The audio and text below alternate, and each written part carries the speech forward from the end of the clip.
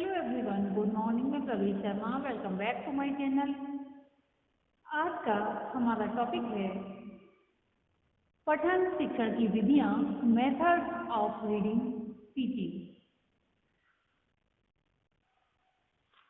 Reading, जैसा कि बताया गया है, एक कला है। शुरू में बालकों को रीडिंग की या पठन की शिक्षा देने में शब्दों को पहचानने पर बल दिया जाता है। बालक अपने चतुर्दिक वातावरण में भाषा के उच्चरित रूप को सुनता है और उसका दृष्टिपरक प्रतीक भाषा का लिपिबद्ध मुद्रित रूप होता है। भाषा की दृष्टिपरक प्रणाली के दो रूप होते हैं, एक है अभिव्यक्ति संबंधी रूप और दूसरा है ग्रहण संबंधी रूप। वाचन या पठन किसी दूसरे रूप का प्रतिनिधि है। वाचन की विधियों पर ऐतिहासिक दृष्टि से विचार करते हुए विलियम एस रे ने अपनी पुस्तक वाचन और लेखन का शिक्षण, the teaching of reading and writing में दो विधियों की चर्चा की है। एक प्रकार की विधियां वे हैं जो पूर्वकालिक हैं और अत्यधिक विशिष्टीकृत हैं, तथा दूसरी प्रकार की विधियां अर्वाचीन हैं और वे अधिकाधिक समाहारक हैं। मनोवैज्ञानिक दृष्टि से या मनोवैज्ञानिक आधार पर इन विधियों को 3 वर्गों में विभाजित किया गया है, जिसमें पहला है संश्लेषणात्मक विधि, दूसरी है विश्लेषणात्मक विधि तथा तीसरी है समाहारक विधि। संश्लेषणात्मक विधियों में शब्दों और उनकी ध्वनियों के तत्वों पर सारम्य बल दिया जाता है। संश्लेषणात्मक विधियों को 3 भागों में विभक्त कर सकते हैं, जिसमें पहला है वर्णमाला पद्धति, दूसरा है ध्वन्यात्मक पद्धति फोनिक मेथड और अक्षर विधि सिलेबिक मेथड।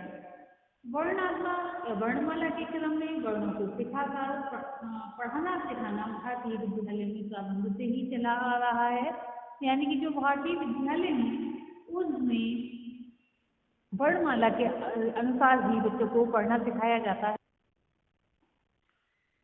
और इसके विस्तृत वर्णन की आवश्यकता नहीं समझ पड़ती। ध्वन्यात्मक विधि का पश्चिम में आइकिल फ्रीमन ने सन 1535 में सूत्रपात किया और अमेरिका में इसे सन 1782 में नो प्रविस्टर ने प्रारंभ किया। जब वर्णों की ध्वनियां शीघ्रता से बोली जाती हैं तो वे शब्द की उत्पत्ति करती हैं। यह विधि इसी मान्यता पर आधारित है, वर्ण का नाम महत्वपूर्ण ना होकर ध्वनि महत्वपूर्ण है। इसमें पहले स्वर सिखाए जाते हैं, तब व्यंजन सिखाए जाते हैं।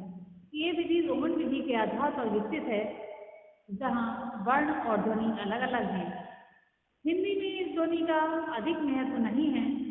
अक्षर विधि में इस बात पर ध्यान दिया जाता है कि पढ़ाने के लिए मूल इकाई जिसे अपनाया जाए, किसे अपनाया जाए। अंग्रेजी में वाचन की दृष्टि से इसका महत्व है।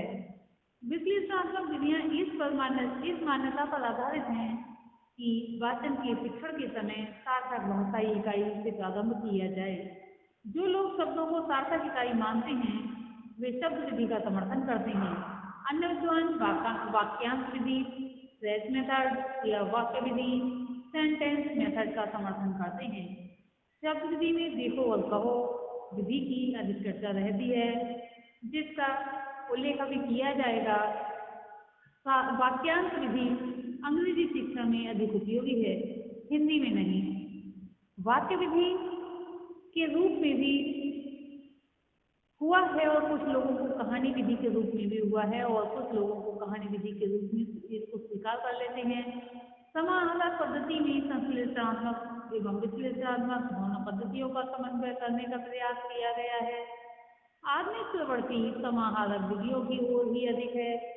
वाचन शिक्षा विधियों के ऐतिहासिक एवं मनोवैज्ञानिक विश्लेषण के बाद कुछ प्रमुख शिक्षण विधियों का उल्लेख आवश्यक हो जाता है। वे विधियां हैं जिसमें मुख्य विधियां भी बताई गई हैं। वे हैं देखो और कहो विधि, अक्षर बोध विधि, ध्वनि साम्य विधि, अनुध्वनि विधि, भाषा शिक्षण की यंत्र विधि, संवेद पाठ विधि और संगति विधि। तो हम सबसे पहले देखेंगे देखो और कहो विधि। फर्स्ट पॉइंट पर इस विधि में पूरा शब्द श्याम पाठ्य ब्लैक बोर्ड पर लिख दिया जाता है और अक्षरों की पहचान के स्थान पर शब्द के स्वरूप की पहचान कराई जाती है। इस प्रणाली का सबसे बड़ा दोष ये है कि व्यवहार शब्दों के रूप और प्रयोग में धोखा हो जाता है।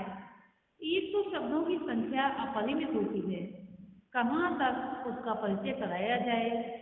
दूसरी बात यह है कि थोड़ी सी सावधानी में से मर्म का धर्म अथवा धर्म का मर्म पढ़ा जा सकता है। अतः ये विधि त्याज्य है। कहने का तात्पर्य ये है कि इस विधि से पढ़ाया तो जा सकता है, लेकिन अगर जरा सी भी असावधानी हो जाती है तो अर्थ का अनर्थ हो जाता है। नेक्स्ट है अक्षर बोध विधि। वर्णमाला, इसमें जो है वर्णमाला के अक्षरों का क्रम उच्चारण के स्थान के अनुसार संचित होता है। जब वर्ण पहचान लिया जाता है तो बालक को शब्द दे दिया जाता है, जैसे सा, मा, ला। ये अलग अलग 3 अक्षर हैं। अक्षरों से मिलकर कमल शब्द इस विधि में इस प्रकार ऐसा अभ्यास कराया जाए कि छात्र की दृष्टि पर भी समझ जाए। अक्षर का स्वरूप उसे स्थिर न करना पड़े, वरन देखते ही शब्द का स्वरूप उसकी दृष्टि पकड़ लेगा। कहने का तात्पर्य यह है कि इसे अभ्यास कराना यानी कि छात्र को अभ्यास कराया जाना बहुत आवश्यक है। नेक्स्ट पॉइंट है अक्षर बोध विधि।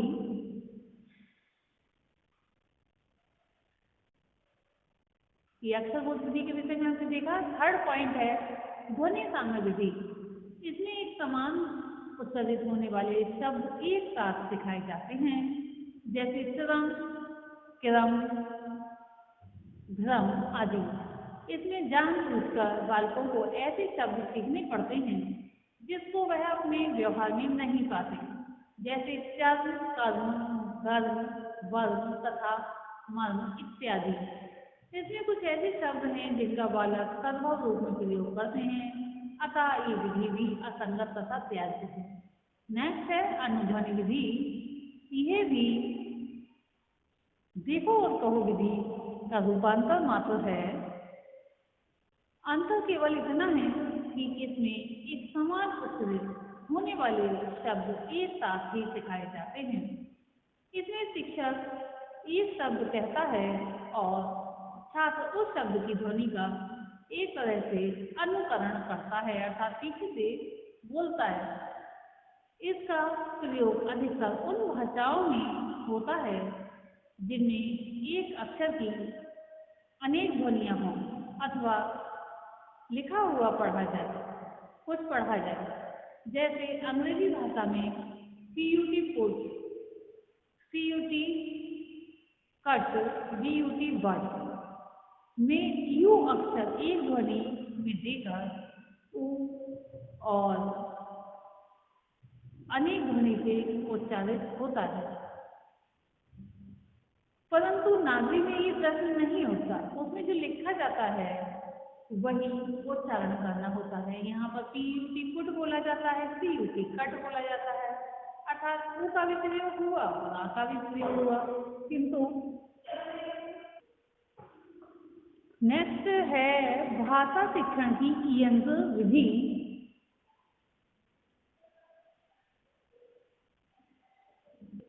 ये एक नवीन विधि है।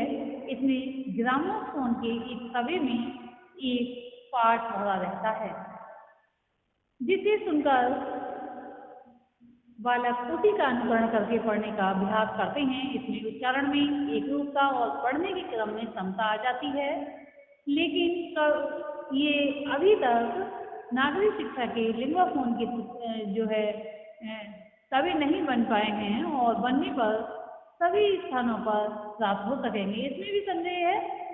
साथ ही अधिक व्ययसाध्य हैं, यानी कि खर्चीले हैं और दुर्लभ है अर्थात त्याज्य हैं।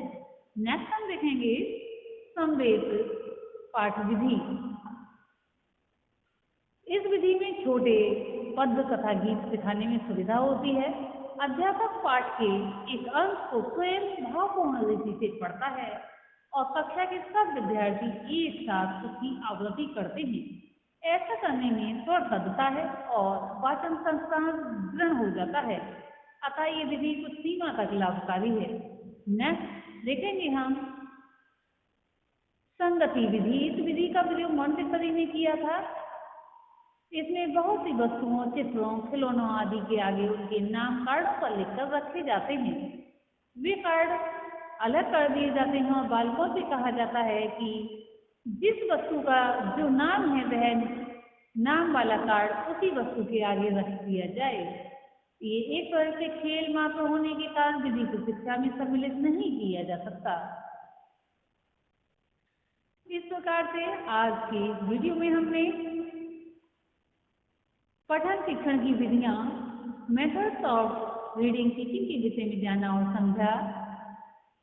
इसमें हमने मनोवैज्ञानिक आधार पर विधियों यानी कि 3 विधियों या वर्गों में जो रखा था उसे बताया, जैसे संश्लेषणात्मक विधि या विधियां, विश्लेषणात्मक विधियां तथा समाहार या समाहारक विधियां।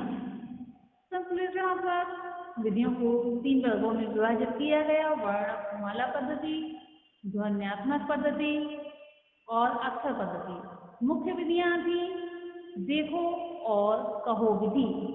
अर्थात इसमें बताया था कि अगर ये विधि वैसे अच्छी है, श्यामपट्ट पर इस विधि के द्वारा पूरे शब्द को लिख दिया जाता है श्यामपट्ट पर और अक्षरों की पहचान के स्थान पर शब्द के स्वरूप की पहचान कराई जाती है, किंतु यहाँ पर यह है कि थोड़ी सी असावधानी होने पर कुछ का कुछ पढ़ा जाता है। नेक्स्ट हमने देखा अक्षर वो विधि के विषय में, नेक्स्ट ध्वनि सामयिक विधि के विषय में तथा अनुध्वनि के विषय में तथा भाषा शिक्षण की यंत्र विधि, संवेद पाठ विधि तथा संगति विधि के विषय में आज की वीडियो में देखा। आज के लिए इतना ही, धन्यवाद।